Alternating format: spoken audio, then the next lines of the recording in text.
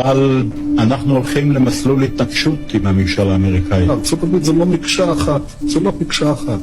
יש את הסנאט, יש את הקונגרס, יש את הכוח היהודי שהוא עצום, יותר חזק משהיה אי פעם. יש דעת קהל, יש לנו כוחות כבירים בדעת הקהל שמתנגדים למדיניות הזאת, גדולי הפרשנים.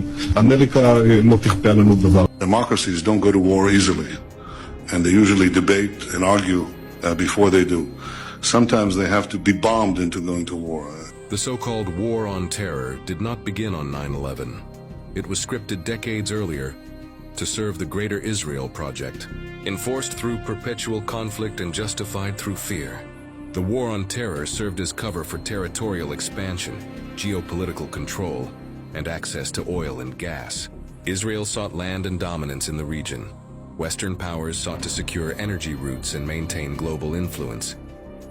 Behind the rhetoric of security and democracy, it was a campaign of empire, conquest disguised as defense.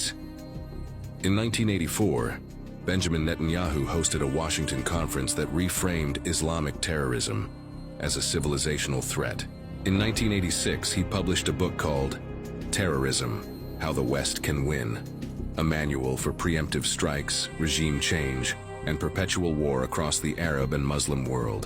In 1995, he expanded those same ideas in another book called Fighting Terrorism: How Democracies Can Defeat Domestic and International Terrorists, where he warned that militant Islam would soon strike at the heart of the West, even naming the World Trade Center as a likely target.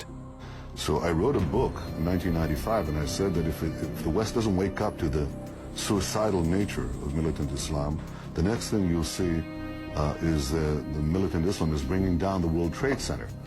6 years later, his words would echo in the smoke over Manhattan.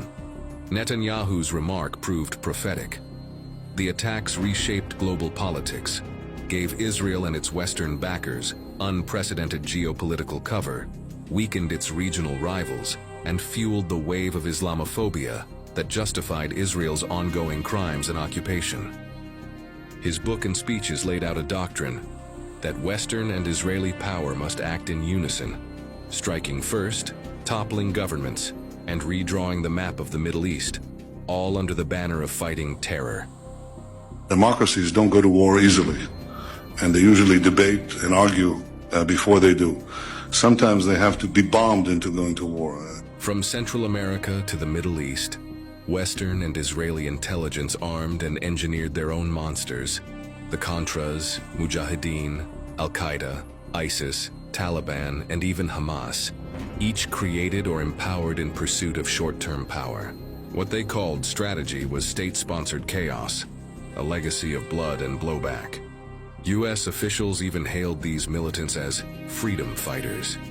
President Reagan welcomed Mujahideen leaders to the White House, praising them as the moral equivalent of America's founding fathers, a moment that forever exposed the hypocrisy behind the empire's wars.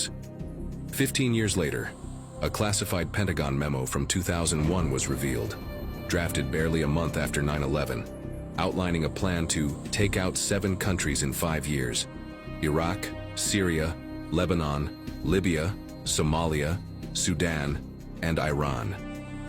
The very nations demonized under Netanyahu's framework. And like clockwork, the US, UK, and Australia carried out invasions and bombings across those regions, while Israel deepened its occupation and expanded its settlements. Just weeks before 9/11, lucky Larry Silverstein leased the Twin Towers.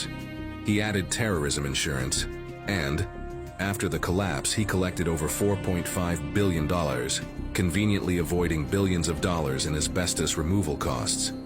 On the day of the 9/11 attacks, Benjamin Netanyahu was interviewed by the New York Times and Israeli media. When asked about the event's implications for Israel, he responded, "It's very good." Then after pausing, he clarified, "Well, not very good, but it will generate immediate sympathy. We are benefiting from one thing, and that is the attack on the Twin Towers and Pentagon. These events swung American public opinion in our favor." That comment was published in the New York Times, September 12, 2001, and Haaretz showing it was made within hours of 9/11. Also, on the day of the 9/11 attacks, 5 Israeli men were detained in New Jersey. after witnesses saw them celebrating and dancing whilst filming as the towers burned. The FBI held them for weeks, along with about 60 other Israeli nationals detained across the U.S. in the aftermath. Counterintelligence files later acknowledged that some were suspected of ties to Mossad, and Israeli media confirmed they worked for a moving company believed to be an intelligence front. Meanwhile, investigators claim to have miraculously found a paper passport from one of the alleged hijackers near Ground Zero. Even though the explosions vaporized and melted structural steel and concrete, also vaporizing the aircraft and obliterated the flight recording black boxes, the survival of such a fragile object amid total devastation remains one of the most absurd and implausible coincidences of all, and a chilling symbol of how scripted the official story truly was. Like Netanyahu once said, 9/11 was good for Israel. The attacks redrew global alliances, silenced criticism, and turned fear into a weapon. They handed Israel global sympathy, regional dominance, and a climate of Islamophobia that justified its crimes under the banner of security and occupation. With Western backing, they manufactured enemies, destroyed nations, and sold the world a script called terror. At its core, it's about land, power, and resources. The war on terror served as cover for territorial expansion, geopolitical control, and access to oil and gas. Israel sought land and dominance in the region. Western powers sought to secure energy routes and maintain global influence. Behind the rhetoric of security and democracy, it was a campaign of empire, conquest disguised as defense.